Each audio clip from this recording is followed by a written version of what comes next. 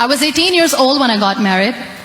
I belonged to a very conservative family, a Baloch family, where good daughters never say no to their parents. My father wanted me to get married, and all I said was, if that makes you happy, I will say yes. And of course, it was never a happy marriage. Just about after 2 years of getting married, about 9 years ago, I met a car accident. Somehow my husband fell asleep and the car fell in the ditch. He managed to jump out, saved himself. I'm happy for him. But I stayed inside the car and I sustained a lot of injuries. The list is a bit long. Don't get scared. I'm perfectly fine now. Radius ulna of my right arm were fractured. The wrist was fractured. Shoulder bone and collarbone were fractured. My whole rib cage got fractured. And because of the rib cage injury, lungs and liver were badly injured. I couldn't breathe. I lost urinary bowel control. That's why I have to wear the bag wherever I go. But that injury that changed me and my life completely as a person, and my perception towards living my life, was the spine injury. Many people came to rescue. They gave me CPR. They dragged me out of the car. And while they were dragging me out, I got the complete transection of my spinal cord. Those 2.5 months in the hospital were dreadful. I will not make up stories just to inspire you. I was at the verge of despair. One day, doctor came to me and he said, well, I heard that you wanted to be an artist, but you ended up being a housewife. I have a bad news for you. You won't be able to paint again because your wrist and your arm are so deformed, you won't be able to hold a pen again. And I stayed quiet. Next day, doctor came to me and said, your spine injury is so bad, you won't be able to walk again. I took a deep breath and I said, it's all right. The next day, doctor came to me and said, because of your spine injury and the fixation that you have in your back, you won't be able to give birth to a child again. That day, I was devastated. I still remember, I asked my mother, why me? And that is where I started to question my existence. Why am I even alive? My mother said to me, this too shall pass. God has a greater plan for you. I don't know what it is, but He surely has. And in all that distress and grief, somehow or the other, those words were so magical that they kept me going. I was trying to put that smile on my face all the time, was hiding. It was so hard to hide the pain, which was there. But all I knew was that if I will give up, my mother and my brothers will give up too. I cannot see them crying with me. So what kept me going was, one day I asked my brothers, I know I have a deformed hand, but I'm tired of looking at these white walls in the hospital and wearing these white scrubs. I'm getting tired of this. I want to add more colors to my life. I want to do something. Bring me some colors, bring me some small canvas. I want to paint. So the very first painting I made was on my deathbed, where I painted for the very first time. It was not just an art piece or just my passion.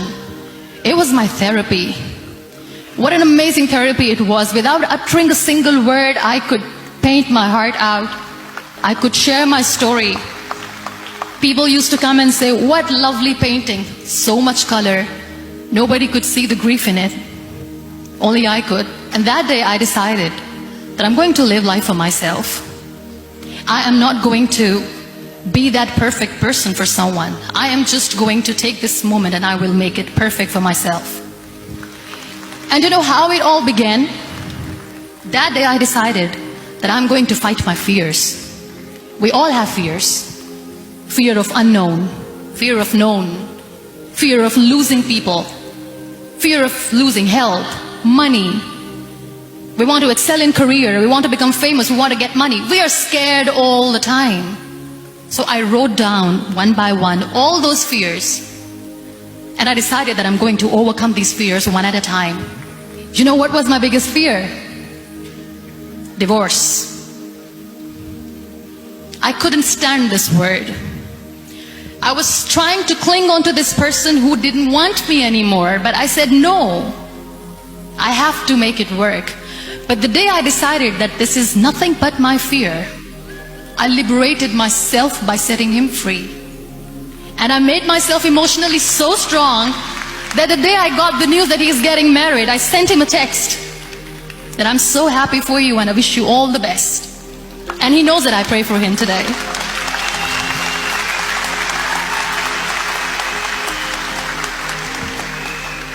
My biggest fear, number 2, was I won't be able to be a mother again. And that was quite devastating for me. But then I realized there are so many children in the world, all they want is acceptance. So there is no point of crying, just go and adopt one. And that's what I did.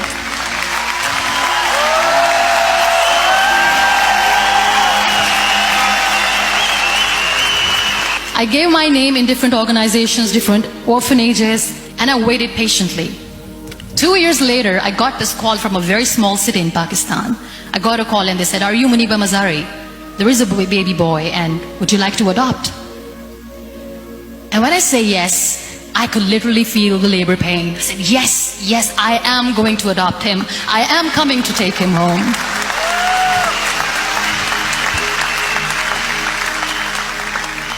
And that day, I was 2 years old, 2 days old, and today he's 6.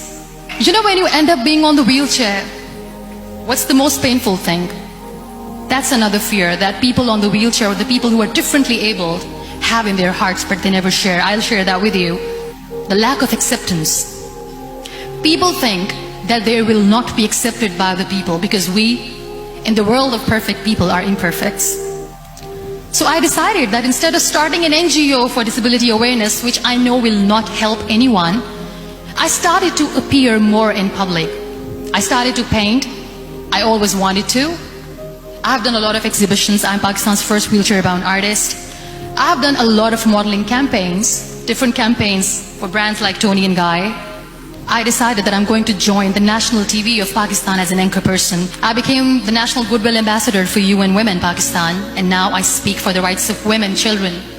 We talk about inclusion, diversity, gender equality, which is a must. I was featured in BBC 100 Women for 2015. I'm one of the Forbes 30 under 30 for 2016. We have this amazing fantasy about life. This is how things should work. This is my plan. It should go as per my plan. If that doesn't happen, we give up. So my dear friends, let me tell you one thing. I never wanted to be on the wheelchair. Never thought of being on the wheelchair. I was always aspiring to do bigger things, but had no idea that for that I have to pay the price to be where I am today. It's a very heavy price. This life is a test and a trial, and tests are trials are never supposed to be easy. So when you are expecting ease from life, and life gives you lemons, then you make the lemonade, and then do not blame life for that, because you were expecting ease from a trial. Trials make you a stronger, better person. Life is a trial, and with time you realize that. It is okay to be scared. It is okay to cry. Everything is okay, but giving up should not be an option. They always say that failure is not an option. Failure should be an option, because when you fail, you get up, and then you fail, and then you get up, and that keeps you going. Embrace each and every breath that you are taking. Celebrate your life. Live it. Don't die before your death. Real happiness lies in gratitude. So be grateful, be alive, and live every moment.